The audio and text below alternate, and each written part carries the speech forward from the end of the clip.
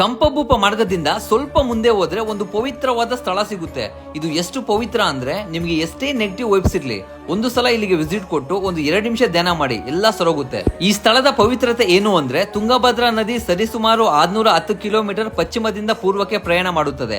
ಆದರೆ ಇಲ್ಲಿ ಮಾತ್ರ ಪಶ್ಚಿಮದಿಂದ ಉತ್ತರಕ್ಕೆ ಹರಿದು ಬರುತ್ತದೆ. ಆದ್ದರಿಂದ ಈ ಸ್ಥಳಕ್ಕೆ ಶಕ್ತಿಯುತವಾದ ಇತಿಹಾಸ ಇದೆ. ನೀವು ಇಲ್ಲಿ ಕಾಣಬಹುದು ನದಿಯ ದಡದಲ್ಲಿ ಶಿವನ ಲಿಂಗಗಳು, ಅದೆಷ್ಟೋ ಋಷಿ ಮುನಿಗಳು ಧ್ಯಾನ ಮಾಡಿರುವ ಪುರಾವೆಗಳು, ಬಲಭಾಗದಲ್ಲಿ ಕೋದಂಡರಾಮ ದೇವಸ್ಥಾನ, ಹಿಂದೆ ಯಂತ್ರೋದ್ವಾರಕ ಹನುಮನ ದೇವಾಲಯ, ಮುಂದೆ ಋಷಿಮುಖ ಪರ್ವತ, ಕೋಟಿ ಲಿಂಗಗಳು, ಲಕ್ಷ್ಮೀ ದೇಗುಲ, ವಿಷ್ಣುವಿನ ಕಲ್ಲಿನ ವಿಗ್ರಹ, ಹನುಮನ ಜನ್ಮಸ್ಥಳವಾದ ಅಂಜನಾದ್ರಿ ಬೆಟ್ಟ ಇವೆಲ್ಲವೂ ಕಾಣಬಹುದು. ಇನ್ನು ವಿಶೇಷ ಏನೆಂದರೆ ಶಿವ ಪಾರ್ವತಿಯ ಮದುವೆಯ ಮಾತುಕತೆಯಾದ ಸ್ಥಳ ಇದೆ ಮತ್ತು ಶ್ರೀರಾಮನು ಹನುಮನನ್ನು ಹಾಗೂ ಸುಗ್ರೀವನನ್ನು ಮೊದಲು ಭೇಟಿ ಮಾಡಿದ ಸ್ಥಳ ಕೂಡ ಇದೆ. ವ್ಯಾಸರಾಯರು ಹಾಗೂ ಹನುಮಂತನು ತಪಸ್ಸು ಮಾಡಿದ ಸ್ಥಳ ಕೂಡ ಇದೆ. ಆ ಒಂದು ಕಾರಣಗಳಿಂದ ಈ ಸ್ಥಳ ತುಂಬಾ ಶಕ್ತಿಯುತ ತೀರ್ಥವಾಗಿ ಹೊರಹೊಮ್ಮಿ ಚಕ್ರ ತೀರ್ಥ ಎಂದು ಪ್ರಸಿದ್ಧ. ಈ ಬಾರಿ ಹಂಪಿಗೆ ಹೋದಾಗ ಈ ಸ್ಥಳಕ್ಕೆ ತಪ್ಪದೆ ಭೇಟಿ ಕೊಟ್ಟು ಧನ್ಯರಾಗಿ ಸನಾತನ ಧರ್ಮದ ನಂಬಿಕೆಯನ್ನು ಉಳಿಸಿ.